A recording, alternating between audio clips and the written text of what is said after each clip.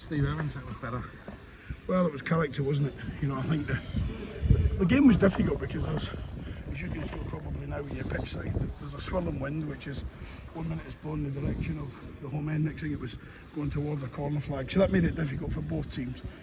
Just spoke to an ex-player of mine on their side, Alex Woodyard, who said balls were in the air, you just didn't know where they were going. So, but I think first half, I think they looked better than us. We looked a little bit what it was. Some players hadn't played for a little while. You know, Darrow and Jake Taylor and people like that, they just hadn't played, and therefore the pace of the game was hectic. We know it's a mistake, it's a swirling wind, but in the words of Toby, should deal with a simple cross.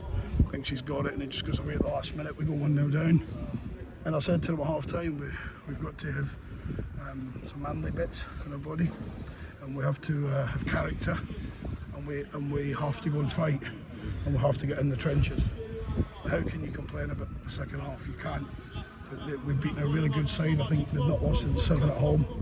I think it's always a hard place to come, and I think if you're the top group tonight, you see us behind at half time, you expect us to be beaten. So well done to the dressing room, but we're just back on the bike, and we know we've got a real tough one again on Saturday, and we're back on the coach again. But the one thing we've got is, even in the spell we were winning, we've got character, we've got closeness in the dressing room, we've got mates, and we've got good players, as tonight demonstrated. Because I think for 20 minutes in the second half, we were like we were in September, October, November, Villa Park. We were ravaging at them, weren't we? And we could and should have had the game to bed when we went 2-1 in front. Half time was a key time, wasn't it? Obviously, there was the 3 substitutions, but there was obviously you had some work to do in the changing room. You had some work to do. Listen, it was a silent dressing room. The boys know that we haven't performed anywhere near it, and it wasn't about the boys that had just come in. But everyone just seemed a little bit off it, and I just thought we needed a bit of pace defensively.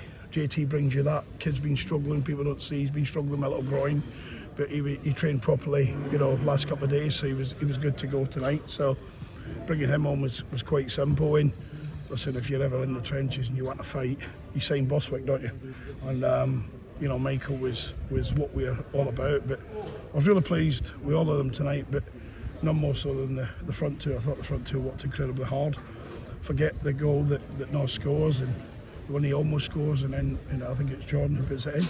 But I thought they worked incredibly hard for the team, and I think in the end, I always try and call it honestly, I think in the end we just have to win. You look at the goals, and I think it was the second goal, the one you talk about. I think it was an own goal. It's gone down as, but it's gone from one end of the pitch to the other. Really worked well. Yeah, if it's an own goal, it's already on the way in. You can't stop it going in. But it's. I think what we did, we changed it tactically. We took Luther off, and Luther's hardly trained since he got the knock against Bradford. The kid's trained twice, but we took a risk of playing him, and the reason for that is Kane Smith was struggling a lot after back-to-back games. He hadn't played I don't think he was in the first team start since October, November. So for Kane to come in, and Kane did really well on Saturday, but we looked at him physically yesterday and we just thought it looks a bit tired, so we made a decision to go with Luther in it. We didn't quite get to 70 minutes with him, but that was the plan. But the plan was always to put Alex out there, and Alex Gilby's played down the Championship. He's got energy that's incredible, he's got good ability. And I think he became a real weapon for us on that side. So I'm really pleased with it. Listen, we've won a game, we've achieved no more. Brilliant following, brilliant home support. I have to say, they get behind him here. But I never probably thought as a neutral that I'd come to Wimbledon and see 500 Stevenage fans. I never thought that was possible. And they were really loud, because to be louder than the home support here takes some doing, and credit to every man, woman and boy. And that last goal right in front of them, they must have enjoyed that, and it was probably what they deserved on the evening as well. Yeah, I think they did. I think it's fitting that it's look, everyone knows at this football club that he's one of their own. He's one of Stevenage's own, and he's very proud of that fact. It's possibly why he come back way before me. It's probably why Alex brought him back. But he was incredibly hard. But when Luke plays as he played in the first half, you've got to squint your eyes at him. When he plays as he did in the second half, he's outstanding, isn't he? And you wouldn't want to play against him. I think if I'm being honest, I think he'd be lead the back two in the second half. But he wasn't as effective first half. But we have to be effective as a team to have our strikers play well. and a good way to sign off what's not been the greatest of Februaries. No, listen, it's not been the greatest of Februaries, but there's games did we just have to lose to Tranmere? No. Is it still the most horrific decisions? Let's say it as it is. I sat with my director of football yesterday, and the head of referees rings me and he says he's got back from the Carabao Cup final because all of the board and top people go, and he's one of them. And he just said it's just simple 2 penalty kicks that you should have. But I said to the boys before the game, we're not getting these decisions, and it's not about me or Paul or the team or Stevenage. It's sometimes as a club, as a team, you have a spell where decisions don't go your way.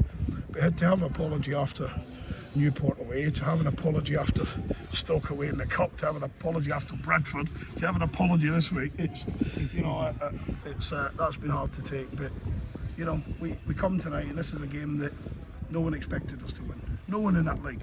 There'll be people travelling up and down the country, and people sitting at home and they see the full-time result comes up, and they'll be heading to the bucket. That's where they'll be heading. So we can't do nothing about them other than say drink plenty of water and go to bed. But what we can do about ourselves is we can refresh, we can regroup, and we'll go and play a team that's fighting for their lives. And a manager in Jim, who I've known him for 15 years against me, is a fierce competitor, and we need to go and demonstrate by a second half type of performance rather than the first half. Well done, Stacey. Thank you.